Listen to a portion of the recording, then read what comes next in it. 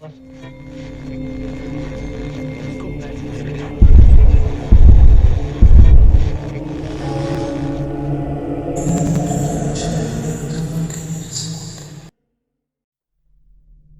unos 40 años, cuando todavía era una niña, solía ir a pasar vacaciones a la finca de mis abuelos en Colombia. Cerca de esta casa pasaba un río al cual solíamos ir a nadar y a jugar con mis primos cada vez que íbamos de vacaciones. Durante una de las cenas familiares, mientras mi abuela estaba poniendo la mesa, los perros que teníamos en la finca comenzaron a ladrar hacia la nada, hacia la oscuridad del patio. Mi abuelo y mi abuela salieron a ver qué era lo que estaba pasando, y de repente escuchamos el grito de mi abuela, seguido de un disparo. Todos nos levantamos a ver qué estaba pasando, y vimos a la abuela aferrada al brazo de mi abuelo temblando incontrolablemente. Y es que mi abuelo había lanzado un disparo al aire porque ahí, entre los matorrales, había alguien de pie. No alcanzamos a distinguir bien aquella figura, solo se veía parte de su cabeza asomándose. Mi abuelo recargó el rifle y esta vez apuntó en su dirección, pero en ese pequeño lazo de tiempo, aquella figura ya no estaba. Era como si se hubiese desvanecido. Solo la escuchamos alejarse entre los matorrales. Como esta zona es apartada y las pocas casas vecinas que hay están muy distanciadas, no es normal que pasara gente por ahí. Nosotros nos centramos y cerramos las puertas con aldaba. Aunque nos llevamos un susto, todos estuvimos de acuerdo en que se trataba de alguien de las fincas vecinas que tal vez tenía algún problema mental. Así que decidimos no darle más vueltas al asunto y nos dormimos. Al día siguiente, mis primos y yo bajamos al río a jugar. Ya se estaba oscureciendo y nosotros estábamos sentados sobre un barranco hablando cuando Manuel, quien era el mayor de nosotros, dijo que iba a ir al baño, que no tardaría. Yo me quedé con los demás y estábamos platicando cuando, de detrás de nosotros, escuchamos que alguien empezó a llamarnos. Danilo, Marta, Eugenio. Aunque nos asustamos al principio, pensamos que era Manuel tratando de asustarnos y empezamos a decirle que ya parara, que sabíamos que era él. Y lo que nos dio esa seguridad es que al terminar de hacerle el reclamo, lo vimos llegar, solo que venía de la dirección opuesta a la que se escuchaban las voces. En ese instante, todos incluidos Manuel, empezamos a escuchar aquella voz llamándonos. Danilo, Marta, Eugenio, Manuel. Empezamos a correr, pero Danilo se quedó pasmado. Manuel y yo corrimos de vuelta hacia él para llevarlo con nosotros, pero luego vimos qué era lo que pasaba. De detrás de aquel barranco, donde nosotros estábamos sentados, una cabeza empezó a emerger del río. Era una mujer, la cosa más horrible que he visto en mi vida. Tenía una cara alargada, morada. Sus labios estaban ennegrecidos y tenía lo que parecía ser sangre seca en la nariz.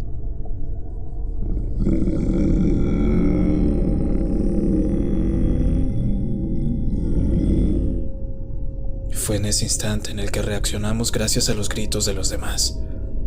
Yo tomé a Danilo en mis brazos y corrimos río arriba hasta llegar de nuevo a la finca. Cuando llegamos, la mayoría estaban catatónicos. Y es que tampoco sabíamos cómo explicarle a los demás lo sucedido. Pero aún así decidimos hablar. Decidimos contarle a la abuela. Y entre llantos le juramos que estábamos diciendo la verdad. Que lo que habíamos visto era real, que no había manera de que nosotros nos lo hubiéramos inventado. Manuel y Danilo incluso empezaron a decirle a mis tíos que ya no querían estar ahí, que querían regresarse a Bogotá. La sala empezó a volverse un caos entre tantos gritos cuando de repente... ¡Shh! Escuchen, dijo mi abuelo.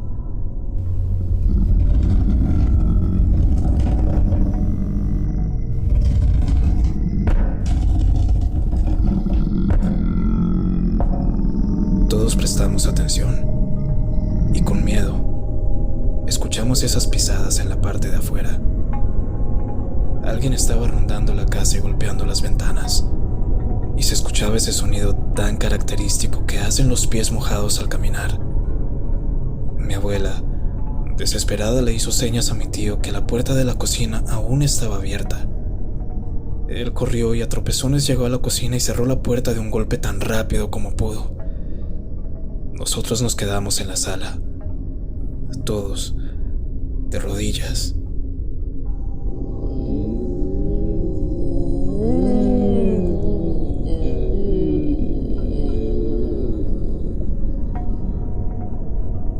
Desde afuera se escuchaba el quejido que hacía esta cosa, hasta que de la nada todo el ruido se detuvo. Mi abuelo se arrastró hasta la ventana y corrió un poco la cortina y la vio alejándose, saliendo de la finca. No le vio la cara, pero sí el cuerpo. Aquella mujer estaba completamente desnuda y era muy delgada. Estaba en los huesos y caminaba encorvada, muy lentamente. Después de aquello, mi abuela fue con un cura del municipio más cercano y le comentó lo sucedido, pero él no sabía cómo ayudarla. Solo le regaló un poco de agua bendita y le dijo que rezara. Mi abuela empezó a rociar el agua por la casa, pero eso no bastó. Aquella mujer seguía metiéndose a nuestra finca. No fue sino hasta que a mi abuelo se le ocurrió que tal vez aquella mujer era un alma en pena. Alguien que había muerto de una manera atroz en aquel río. O tal vez una mujer que habrían asesinado y tirado ahí, y que por eso no podía descansar. Así que, al amanecer, mi abuela y él fueron al río a dejarle flores y a poner una cruz. Después de eso, ella estuvo rezando por varios días por el alma de esta mujer. Y santo remedio. Por lo que quedaron de las vacaciones no volvimos a ver ni a escuchar nada extraño. Pero aquella experiencia, aquella mujer que salió del río, nunca la voy a olvidar. Y es más, creo que nunca sentiré un miedo tan intenso como lo sentí en aquel entonces.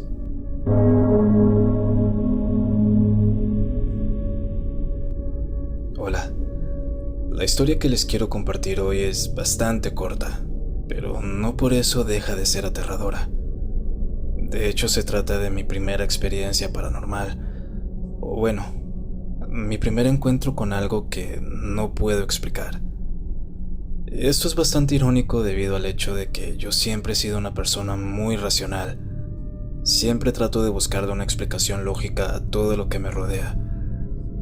Pero esta vez no tenía argumentos para explicar lo que había sucedido esa noche. Esto sucedió ya durante mi primer año en la universidad. Yo tenía 20 y habíamos terminado el semestre, así que decidimos ir a tomar a casa de un compañero que vivía a unas cuadras de la universidad. La convivencia se terminó a eso de las 2 de la mañana, y otro de mis amigos y yo decidimos que era buena idea seguir la fiesta en un bar cercano de la zona que normalmente solíamos frecuentar. Los demás sí ya estaban cansados y se fueron a sus casas, así que nosotros dos decidimos emprender ese camino solo. Debido a la proximidad del lugar, no había necesidad de tomar Uber o taxi, así que simplemente nos fuimos a pie. Pero antes de llegar a este bar, teníamos que pasar por un parque que normalmente era bastante tranquilo aún para esas horas de la noche. Lo más raro que te encontrabas ahí era uno que otro vagabundo, pero nada fuera de lo común. Sin embargo, esa noche no fue como las demás. Mi amigo y yo empezamos a cruzar el parque. Ya estábamos llegando a la salida cuando, de repente, escuché claramente que me llamaron por mi nombre. Yo volteé a ver en dirección hacia los juegos. Y ahí, bajo uno de los columpios, estaba una señora. Una mujer bastante fea. Mediana estatura, de cabello largo, enmarañado. Era el perfecto estereotipo de una bruja. Normalmente yo no hubiese hecho caso a eso, de no ser porque cuando vi un poco más de cerca a aquella señora, me di cuenta que en sus pies no estaban tocando el suelo. Aquella mujer estaba suspendida en el aire. Empezamos a correr tan rápido como nos daban las piernas, pero cuando volteé a ver atrás, esa cosa nos venía siguiendo. Sin siquiera tocar el suelo, ya nos venía pisando los talones. Como pudimos, logramos entrar al bar y allí nos quedamos el resto de la noche hasta que nos tuvieron que sacar porque estaban cerrando. Y como les dije, es una historia corta, pero la verdad, ¿qué hubiesen hecho ustedes si se hubiesen topado con esta cosa a mitad de la noche en un parque abandonado? Muchas gracias por escucharme.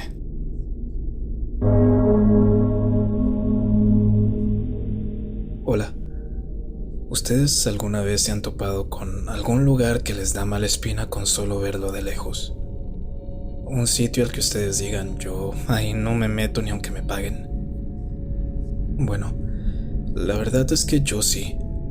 Y esta historia trata precisamente sobre una casa que quedaba en el cerro, la única que había.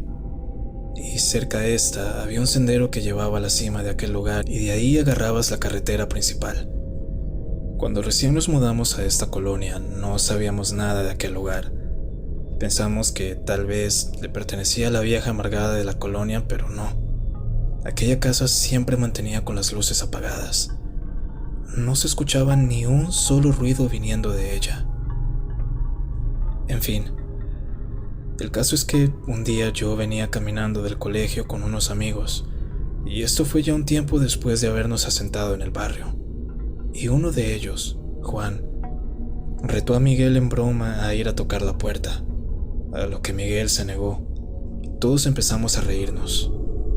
Yo, en medio de mi ignorancia y queriendo de alguna manera impresionar a los muchachos, y en especial a Ana, la chica del salón que me gustaba, dije que yo lo haría. Todos se me quedaron viendo atónitos. «Es broma, ¿verdad?», dijo uno. «No, es solo ir y tocar la puerta y luego salir corriendo, ¿verdad?», le contesté yo. Juan me volteó a ver y me dijo, «Güey, no, solo estaba bromeando con Miguel. Esa casa que ves ahí, esa casa es mejor no acercársele». Mis papás me contaron que ahí se escuchan gritos en la noche. Se pueden escuchar gritos ahogados que piden auxilio.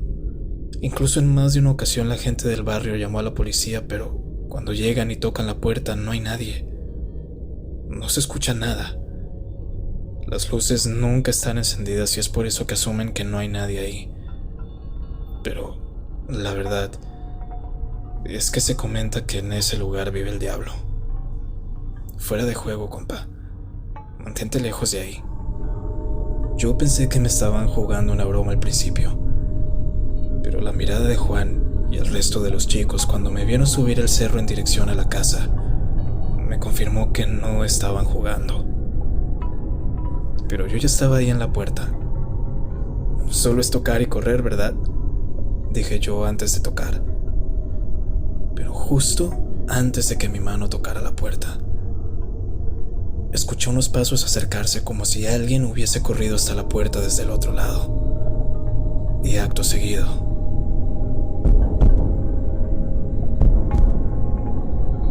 algo tocó la puerta desde el otro lado. Yo empecé a correr colina abajo y los chicos me siguieron detrás.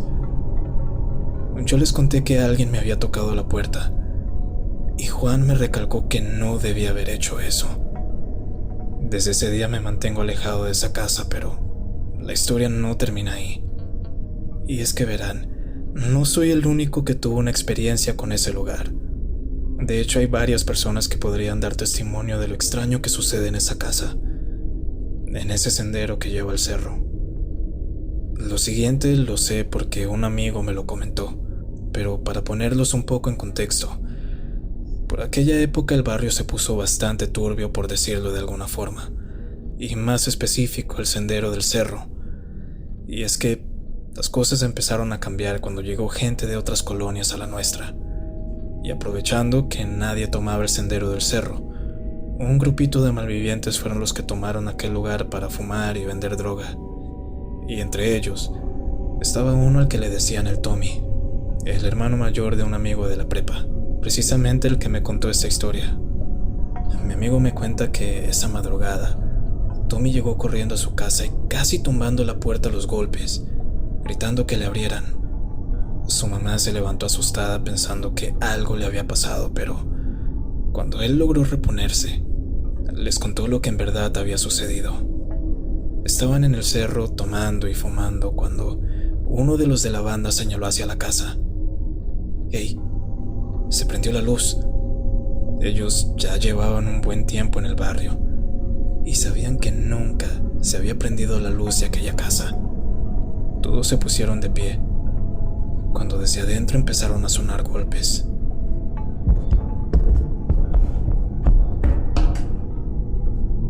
Las luces empezaron a parpadear.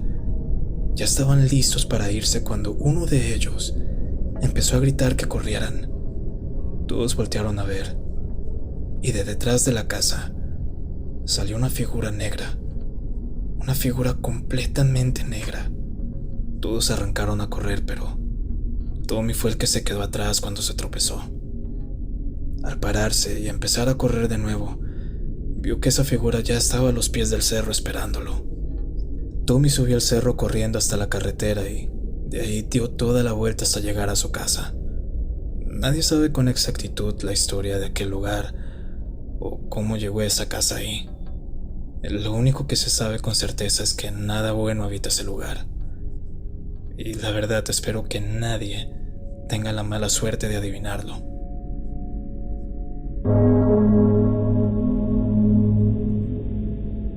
Buenas noches. Hace ya unos meses conseguí empleo como celador en el cementerio municipal de mi pueblo. Empleo en el cual no duré ni 2 semanas. Recuerdo que cuando recién empecé, Raúl, mi compañero, se me acercó y me preguntó sin tapujos que si yo creía en fantasmas, en lo paranormal, etc. A lo cual yo le respondí que sí. Aunque siempre tuve mis reservas con algunos temas, pues sí creía. Bueno, creo todavía. Creo que hay muchas cosas que aún no tienen explicación. El caso es que Raúl me dijo, mira, aún estás nuevo, así que te aviso de una vez para que te vayas preparando. Este lugar tiene sus leyendas como todos, y aquí siempre pasan cosas raras, pero nada que te vaya a matar del susto. A veces se escuchan pequeños susurros, pasos, pero nunca pasa más allá de los ruidos. Sin embargo, eso no quiere decir que no tengas que revisar, pues a veces no faltan los loquitos que se meten a hacer sus porquerías aquí. De resto, todo vientos, nada de qué preocuparte. Yo le agradecí por el dato y me dispuse a hacer mi trabajo, a dar mis rondines, y cada vez que escuchaba algo raro iba a revisar. Todo iba bien, nada fuera de lo común, cuando de repente escuché la voz de alguien viniendo del otro lado del pabellón.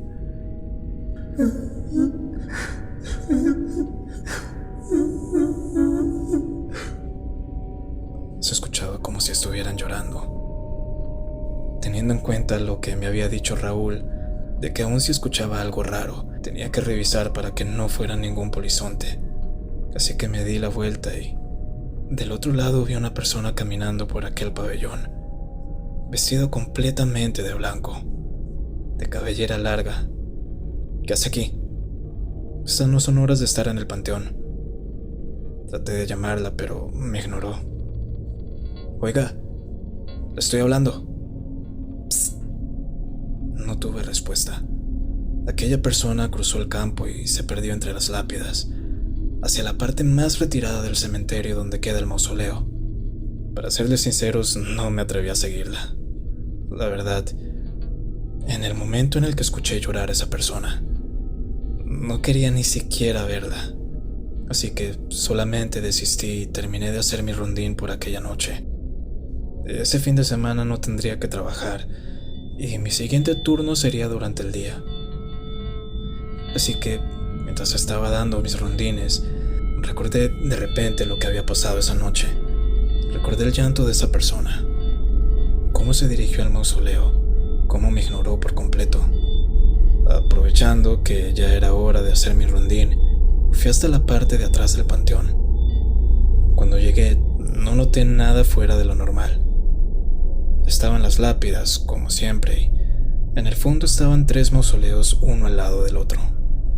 Yo me acerqué. No vi nada fuera de lo común. Lo único que captó mi atención fue un pequeño jardín que había al lado de uno de ellos, y en dicho jardín había una estatua de un ángel recostado en una banca. O bueno, lo que yo quise creer que se trataba de un ángel. Aquella figura era de piedra. Vestía una túnica y una cabellera larga. Pero lo que más miedo me dio en ese momento, lo que más impresión me causó, es que estaba haciendo un gesto como secándose una lágrima, como si estuviera llorando. La presión se me bajó al ver eso y volví a mi puesto de trabajo.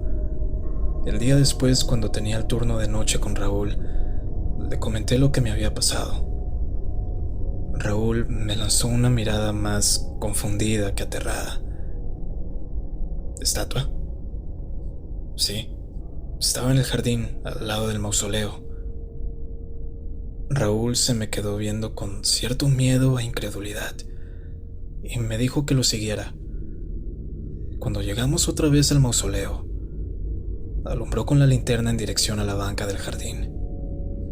Sobra decir que en ese lugar no había ninguna estatua. Aquí nunca ha habido una estatua, compa. No sé qué es lo que viste, pero definitivamente eso no era un ángel, ¿o sí?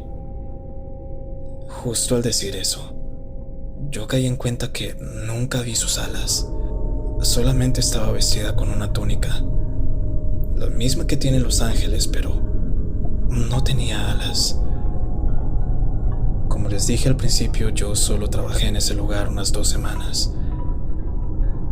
Nunca supe qué fue aquella cosa, pero tampoco me iba a quedar ahí para averiguarlo. Aún tengo contacto con Raúl.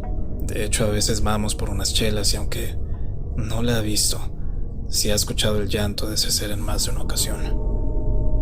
Pero bueno, ángel, demonio, espíritu, la verdad es que los cementerios ocultan muchas cosas. Cosas que se escapan a nuestra imaginación. ¿Quién sabe? Tal vez algún día ustedes también experimenten algo de esto.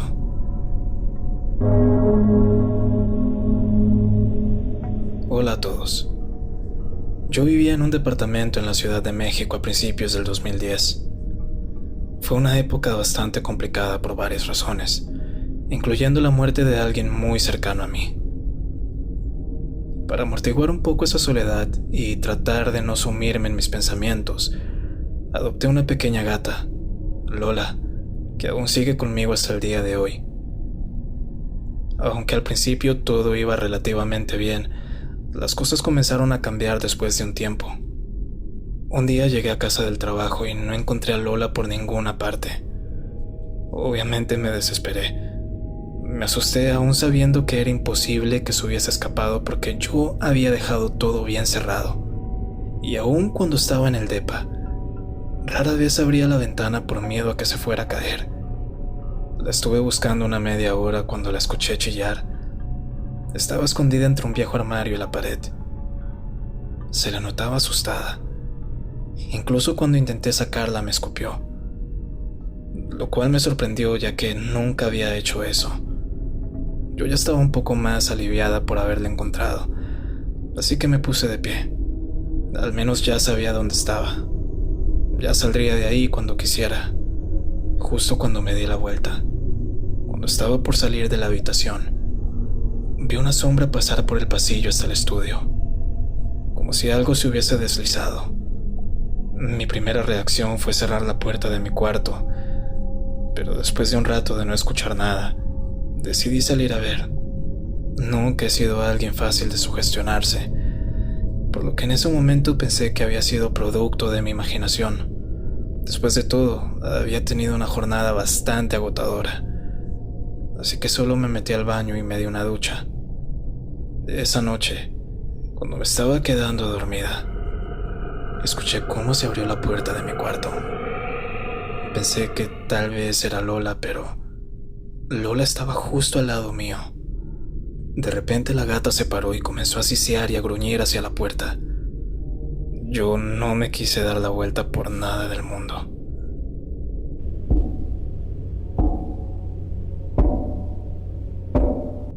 Pero sí escuché los pasos. Escuché cómo se acercaron a los pies de mi cama.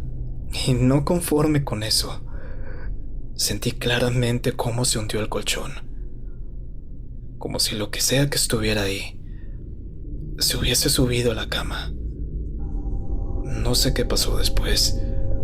Solo recuerdo que empecé a sentirme muy débil, muy cansada.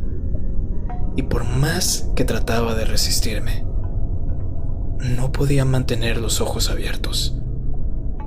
Después de ese encuentro, muchas cosas cambiaron. Todo mi mundo empezó a desmoronarse. Hubo un recorte de personal en la empresa donde trabajaba y me vi obligada a buscar otro trabajo. Y aunque lo encontré, ahora tenía un empleo mal remunerado. Apenas me alcanzaba para pagar la renta y aunque me había mudado precisamente para huir de los problemas, pronto, todo, absolutamente todo se me empezó a acumular. Esto trajo consigo una fuerte depresión y varios ataques de ansiedad.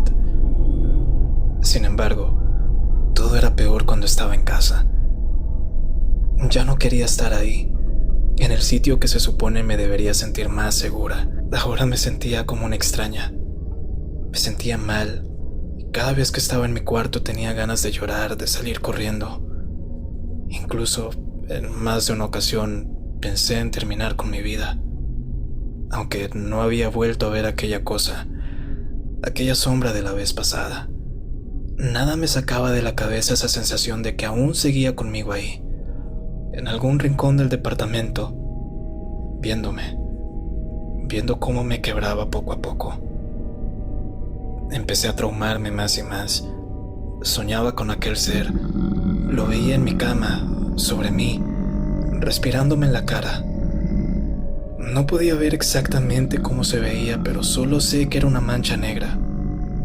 Y cada vez que tenía estos sueños, me despertaba muy débil, muy cansada, con pocas ganas de vivir incluso, como ya les dije. Fue en medio de este caos que conocí al hombre que al día de hoy es mi esposo, y que también vivió parte de esto conmigo. Y aunque su llegada fue una bendición a mi vida, para mí, tal parece que fue todo lo contrario para el otro inquilino, para eso que habitaba en mi departamento. Una vez que mi novio vino a visitarme, estábamos en la sala viendo una película cuando vimos cómo un portarretrato con la foto de ambos salió disparado estrellándose contra el piso. Ambos nos quedamos viendo asustados cuando el televisor se apagó, y en la pantalla vimos una figura parada detrás de nosotros por el reflejo. Nos dimos la vuelta, pero ahí no había nadie. Él después me preguntó que qué había sido eso y me vio obligada a contarle todo. Y no es que yo haya querido ocultárselo desde el principio, solo que es difícil hablar de esos temas sin que te tomen por loca, y más después de atravesar una crisis de depresión. Y yo no quería alejar lo único bueno que tenía en mi vida en ese momento. Pero lejos de molestarse, él se mostró comprensivo conmigo. E incluso a raíz de eso fue que empezamos a pasar más noches juntos. Él venía a quedarse al departamento mínimo unos 4 o 3 días a la semana. Y como ya sabrán, esto no fue del agrado de aquel ser.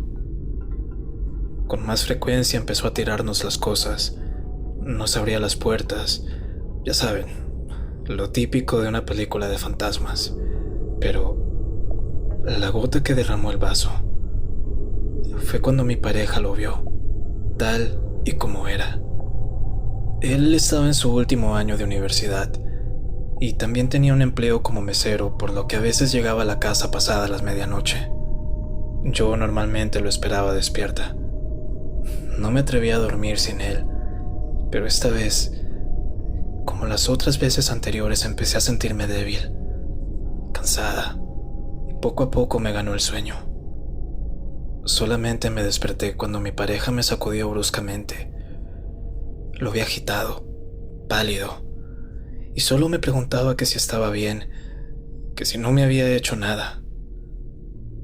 Sobra decir que yo estaba más que confundida. Él solo me tomó del brazo y me dijo que empacara algo de ropa, que nos quedaríamos en su departamento esa noche. Y es que resulta que cuando él llegó a casa esa noche, vio que la puerta de mi habitación estaba abierta, lo cual era normal, excepto porque Lola estaba en el pasillo, gruñendo y escupiendo. Cuando mi novio se acercó a ver lo que estaba pasando, dijo que me vio acostada, pero encima mío había algo. La figura de un hombre bastante viejo, arrugado. Fue en ese momento que mi novio se abalanzó sobre mí y aquello salió por la ventana. Después de esa noche pasé unos cuantos días viviendo con él y hablamos sobre empezar una vida juntos. Fue así que salí de mi departamento. No sé qué haya sido eso, pero parecía que siempre se alimentaba de mí, de mi energía, de mi tristeza, de mi estrés. Y lo sé porque desde que vivo con mi pareja no me he vuelto a sentir así de bajoneada. Y aunque aquella experiencia ya quedó atrás, aún suelo tener pesadillas de vez en cuando. Aún sueño que viene por mí, pero trato de no dejar que eso me arruine la nueva vida que tengo. Gracias por escuchar.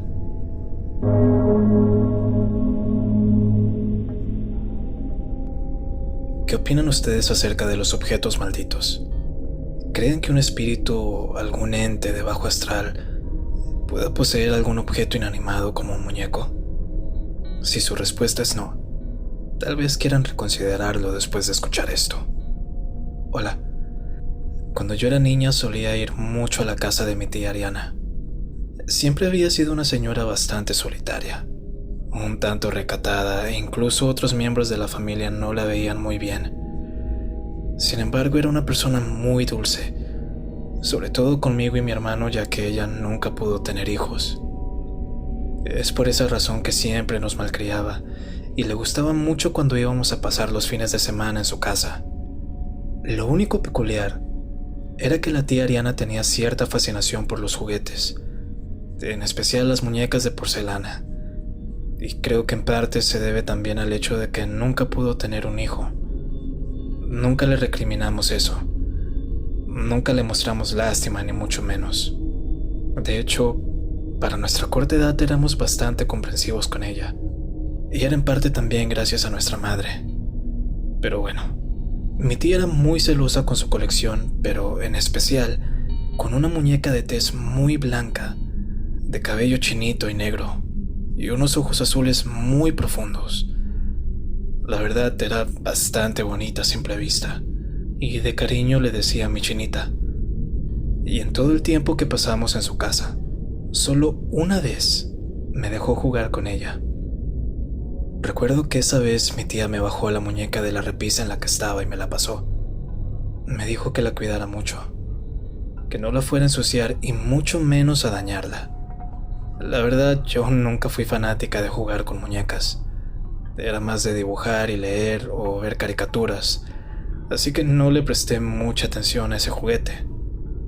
Simplemente la puse en una sillita de madera que había en la habitación y me tiré al suelo a dibujar como normalmente solía hacer. De repente escuché un golpe muy leve. Cuando alcé la mirada, vi que la muñeca se había caído de la silla. En medio de mi inocencia no pensé nada raro. De hecho, desconocía la existencia de lo paranormal, de todo este mundo del ocultismo, pues solamente tenía unos 4 años cuando eso pasó. Así que me levanté y la volví a poner en su silla. No me había terminado de dar la vuelta, y otra vez aquella muñeca se había caído.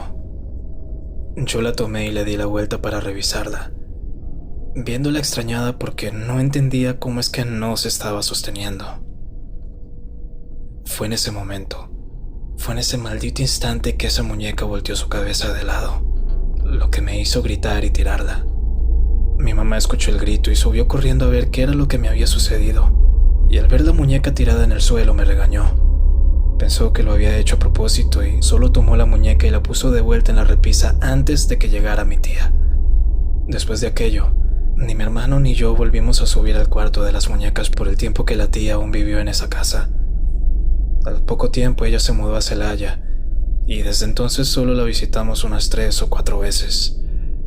Todo esto que les cuento ahora, yo lo había olvidado por mucho tiempo.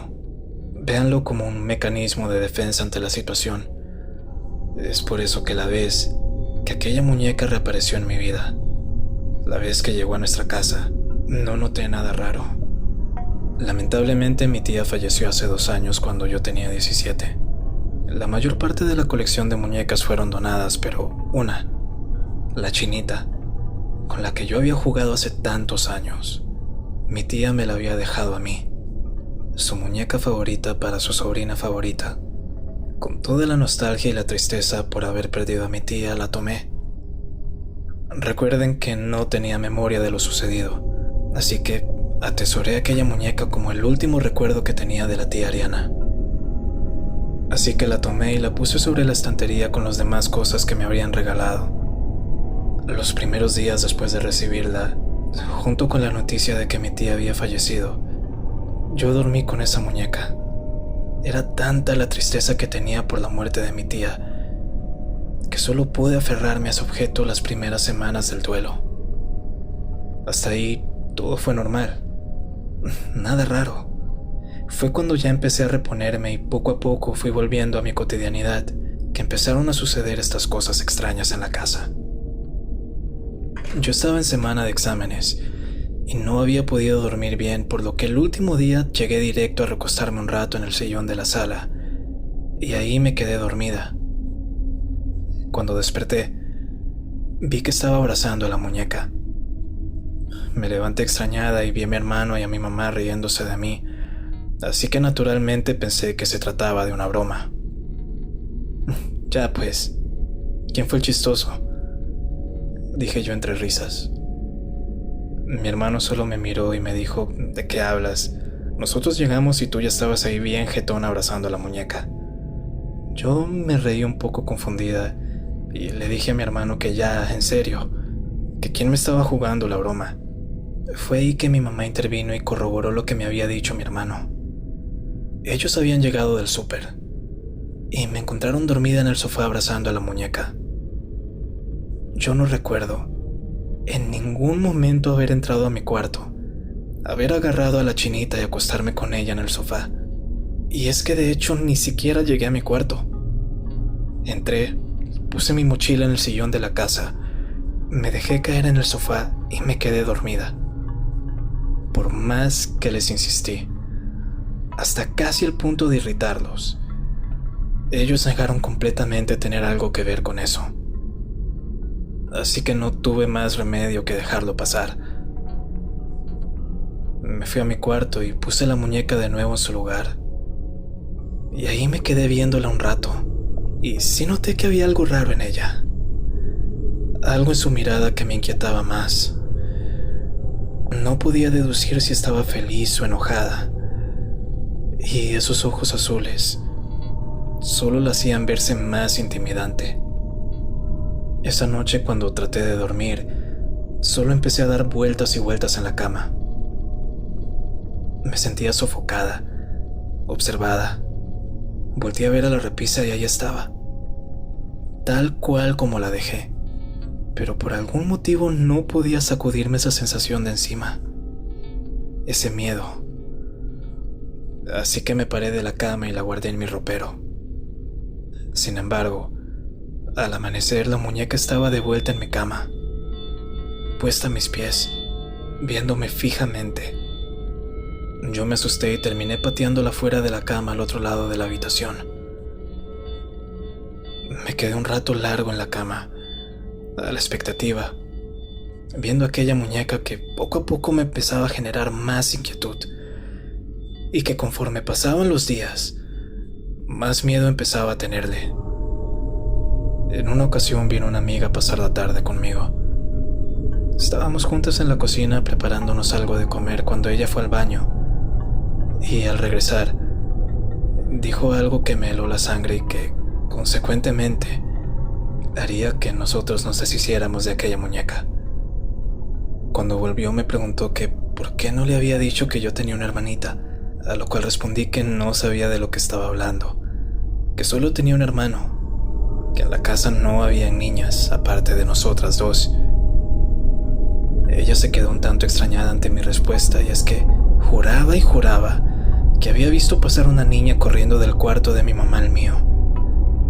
Cuando le pedí que la describiera con lujos de detalles, ella me dijo lo siguiente: es una niña pequeña, de tez pálida, tiene un vestidito azul y el cabello negro, chinito, es bastante bonita de hecho.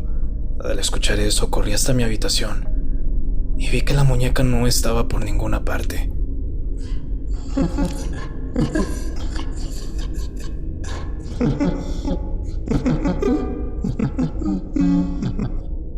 No sé por qué pensé que era una buena idea asomarme debajo de la cama. Y al agacharme, en un rincón vi una carita asomándose. Sabía que era ella. Solo se le alcanzaba a ver parte de la boca y sus ojos.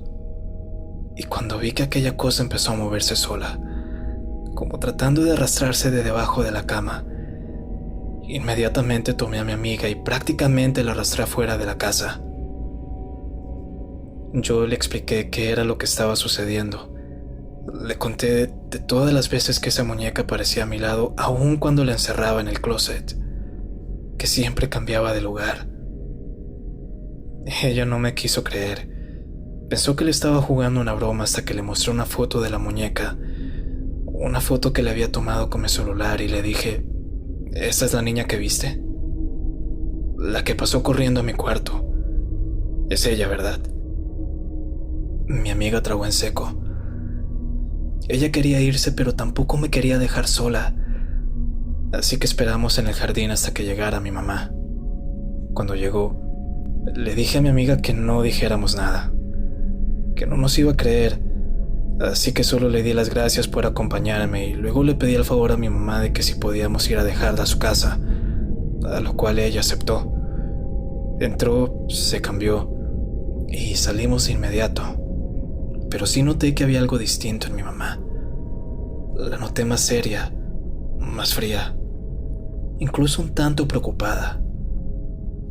Después de dejar a mi amiga en su casa, fuimos a comer y curiosamente mi mamá tocó el tema de la muñeca. Ay, mija, usted creerá que estoy loca, pero fíjese que el otro día que usted y su hermano estaban en la escuela, que yo me quedé sola en casa, escuché pasitos en su cuarto, empezó diciendo mi madre. ¿Pasitos? Sí, pasitos, como de niña. O bueno, como si un niño estuviera jugando en tu cuarto. Y no solo eso. Cuando me acerqué a ver qué era, también escuché como si estuvieran silbando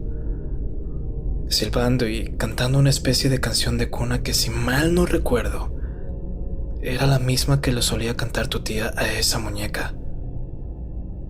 Ya sabes que ella tenía una obsesión insana con esa cosa, pero nunca le quise recriminar nada, ya que era su manera de lidiar con el dolor de haber perdido a su niña. Para este punto yo estaba petrificada del miedo, y sobre eso estaba también estupefacta de apenas darme cuenta que mi tía sí había tenido una niña. Pero mi mamá siguió contando, y es que resulta que mi tía había logrado concebir una niña mucho antes de que mi hermano y yo naciéramos, pero la bebé murió a los pocos meses de haber nacido. Y después de eso, mi tía nunca más pudo quedar en embarazo. Por eso fue que se obsesionó con las muñecas, en especial con esa de cabello chinito, ya que según mi tía le recordaba mucho a su niña. En fin, hija, continuó mi mamá. El caso es que entré a tu cuarto pensando que tal vez te habías dejado prendida la tele, pero estaba apagada. No sabía qué era lo que podría provocar ese ruido. Lo único que estaba ahí era la muñeca esa. Sé que tal vez haya sido sugestión mía, pero te juro que al voltearme, escuché una risita.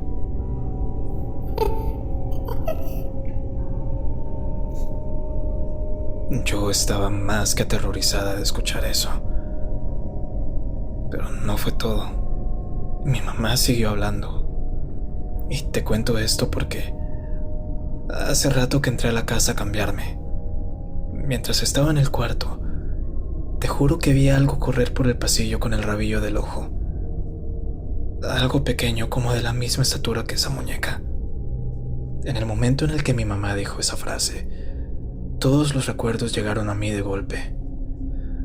Todo lo que había sucedido hace años cuando me la prestó mi tía por primera vez. Recordé cómo volteó a verme. Recordé esa expresión de burla en su rostro. Todo. Cuando regresamos a nuestra casa, todo estaba hecho un desastre. Pensamos que se nos habían metido los ladrones y nos preocupamos también al no ver a Luis. Mamá incluso estaba por llamar a la policía cuando...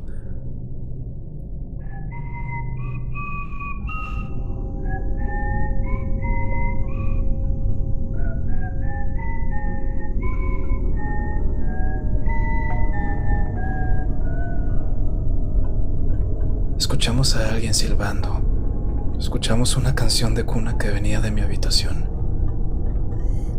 Duerme bien, mi niña, mi china preciosa. Acuéstate, niña, o el diablo te...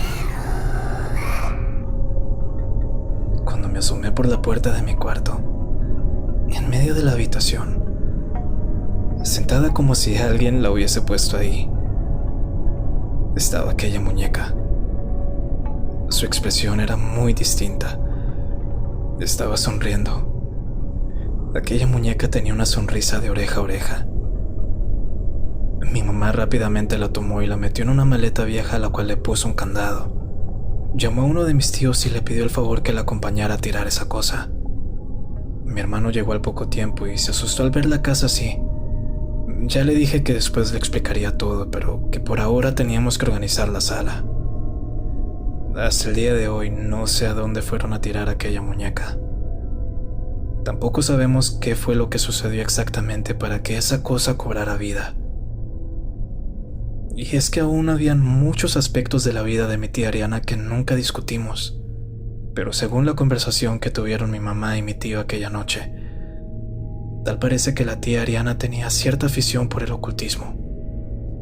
Mi tío le estaba recriminando a mi mamá por haber aceptado esa muñeca, diciendo que sabía muy bien que mi tía solía hacer sus porquerías con aquellas muñecas.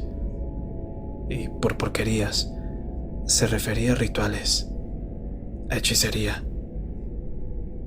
Hay muchas preguntas que aún tengo pendientes por resolver, pero creo que en esta ocasión es mejor quedarme con las dudas. Gracias por su atención.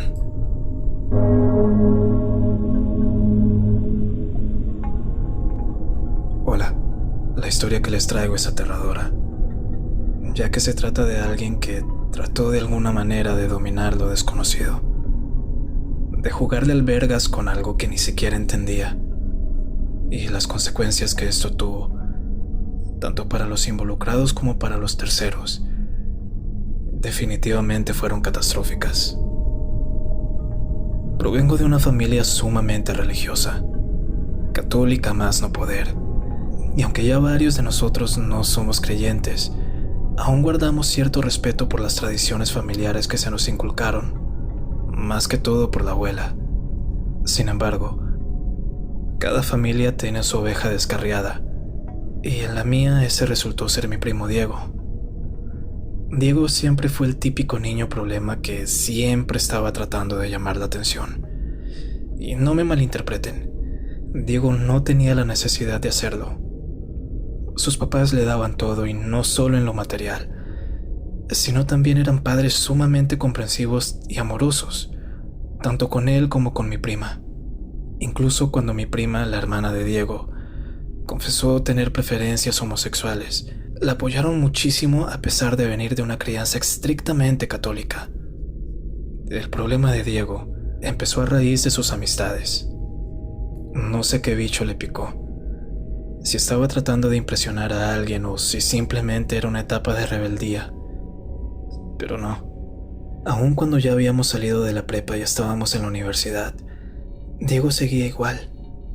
Pero en fin, las amistades de Diego eran muy turbias.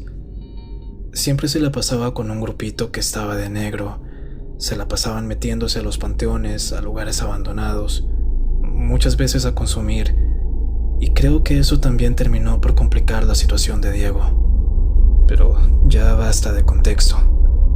Ahora viene la parte complicada. Estábamos en la casa de la abuela. Yo me había quedado a dormir esa noche, pues se me hizo tarde, y mi abuela no quería que me fuera a altas horas caminando a la casa. Por ahí andan esos chamacos satánicos, mijo. No vaya a ser que me le hagan algo. Ya sabe que aunque ande con el Diego, cuando se drogan no conocen a nadie, así que es mejor que se quede y se va en la mañana, me dijo mi abuela, y eso hice.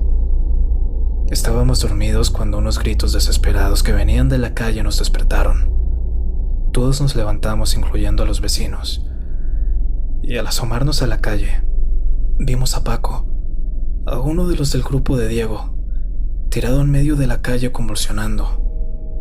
Las dos chicas que se la pasaban con ellos estaban desesperadas pidiendo ayuda, a gritos que llamaran una ambulancia. Mi abuela fue la que salió derechito a donde estaban y les preguntó por el Diego. Una de las chicas, entre lágrimas, le dijo que Diego se había quedado atrás. ¿Atrás dónde? ¿Dónde andaban metidos?, le preguntó mi abuela. La chica le dijo que habían ido al panteón esa noche. Lo siento mucho, doña. Lo siento mucho. Al escuchar esas palabras, mi abuela se asustó y junto con mi papá, mi tío y el papá de Diego salimos a buscarlo al panteón. Cuando llegamos, por poco nos metimos en un altercado porque el celador no nos quería dejar entrar. Nos tocó incluso amenazarlo con reportarlo, ya que 4 jóvenes se habían metido al panteón bajo su guardia, y ahora uno de ellos estaba en una ambulancia de camino al hospital. Debido a esto, el hombre aceptó. Incluso nos ayudó a buscarlos. Estuvimos caminando entre esas lápidas por casi 1 hora, y es que el panteón era bastante grande, hasta que escuchamos a mi papá gritar y fuimos donde él. Habíamos encontrado a Diego. Estaba tirado en posición fetal en una de las tumbas. Cuando lo sacamos, vimos que estaba pálido, blanco como un papel. Temblaba, tenía las pupilas extremadamente dilatadas, por lo que pensamos que había consumido algo. Y luego notamos que sus manos estaban ensangrentadas. Pensando que tal vez estaba herido, llamamos a la ambulancia y nos fuimos al hospital. Diego lo atendieron de inmediato y, mientras estábamos en la sala de espera, vimos a las 2 chicas, las amigas de Diego, y nos acercamos a preguntarles qué había pasado. Resulta que ellos habían quedado de ir al panteón y estaban ahí, drogándose y bebiendo, cuando Diego propuso que hicieran un ritual de invocación.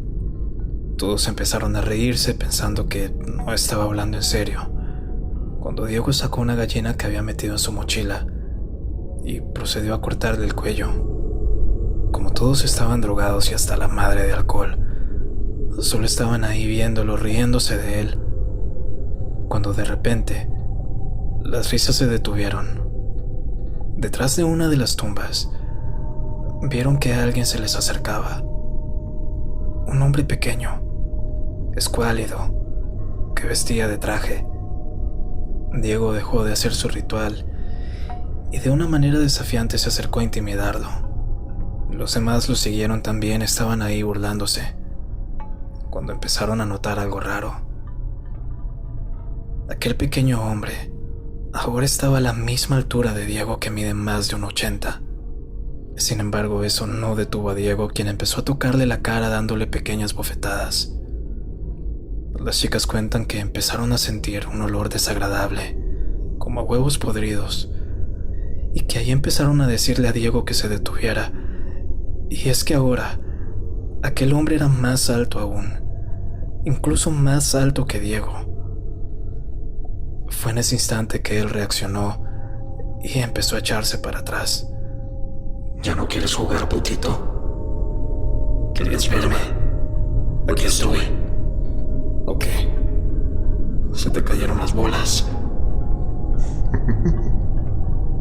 Todos empezaron a retroceder lentamente. Y conforme se empezaba a hacer más clara la apariencia de ese ser, era un hombre con la cara magullada, de dientes podridos y tenía unas pezuñas por pies. ¿Qué pasó? ¿Tienes miedo? Me los voy a llevar. Empezando por las putas que andan contigo. Al escuchar esa frase fue que arrancaron a correr. Cada rato veían hacia atrás, pero aquel sujeto no los seguía. Solo estaba parado en el mismo lugar viéndolos. Y fue ahí que perdieron de vista a Diego. Y Paco, con todo el estrés y las drogas que traía encima, colapsó. Por más increíble que sonara la historia, por más irreal, sabíamos perfectamente en lo que andaba metido el Diego. Así que no descartamos la posibilidad de que aquello fuera real. Después de ese día, Diego cambió por completo. Dejó de hablar, dejó de comer. Su padre era el que prácticamente tenía que bañarlo y cambiarlo. Estaba en un estado de shock tan fuerte que no pudo valerse por sí mismo durante un tiempo. Y es precisamente durante ese tiempo que las cosas empezaron a ir en picada. Las chicas con las que mantenía Diego fueron encontradas a un lado de la carretera a las afueras de la ciudad. Por lo que se sabe, nunca hubo indicios de homicidio. Simplemente aparecieron tiradas como un perro. Paco no aguantó todo aquello y una mañana lo encontraron colgando en el pasamanos del parque frente a su casa. Obviamente, todos empezamos a preocuparnos por lo que pasaría con Diego. Y es que cada vez se ponía peor. Llegó a tal punto que su cuerpo desprendía un olor asqueroso, insoportable, que inundaba toda la casa. No había señal de heridas, por lo que no podíamos decir que se le había infectado algo. Eso no era lo que estaba pasando. Poco a poco vimos cómo su piel empezó a caerse. Y ahí notamos que Diego se estaba pudriendo desde adentro. Mi abuela intentó orar por él, pero cada vez que lo hacía se escuchaban sus alaridos viniendo del cuarto. Y pronto empezamos a hacernos a la idea de que lo que Diego invocó esa noche lo había poseído, lo había tomado por completo. La última noche que hablé con él fue la primera vez en todo ese tiempo que lo vi completamente lúcido. Estaba deprimido. Lloraba y me pedía perdón. Me dijo que me disculpara con todos por él, que nunca quiso traernos ese mal encima.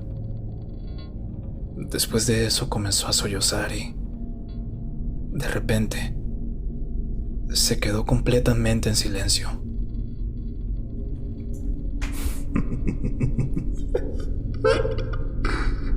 Este cabrón ya es mío. ¿Quieres ver cómo me lo chingo en el infierno? El puto de tu primo ya es mío. Sabía que lo que tenía enfrente no era mi primo.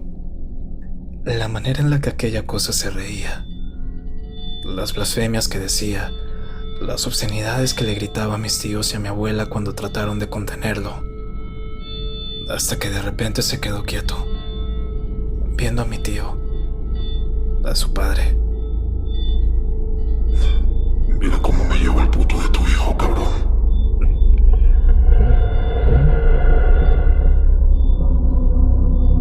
Después de decir esas palabras, Diego volvió en sí. Papá, tengo miedo. Diego solo alcanzó a llamar a su papá una última vez. Esas fueron sus últimas palabras. Papá, tengo miedo. Después de aquello, él vomitó un charco entero de sangre y líquido negro y murió. Ya ven que esta no es una historia con un típico final feliz donde viene un cura a salvar el día. No. Aquí no existía cura que valga. A nosotros nos tocó verlo irse. Nos tocó ver cómo el diablo se lo llevó. Solo espero que si alguno de ustedes está pensando en adentrarse en el mismo camino que Diego, después de escuchar esta historia, lo reconsideren. Gracias y buenas noches. Si has llegado hasta aquí, muchísimas gracias por acompañarme. Sin más que añadir, los dejo en compañía de la noche y de todo lo que en ella se oculta. Mi nombre es Nictoria, y que la noche los bendiga.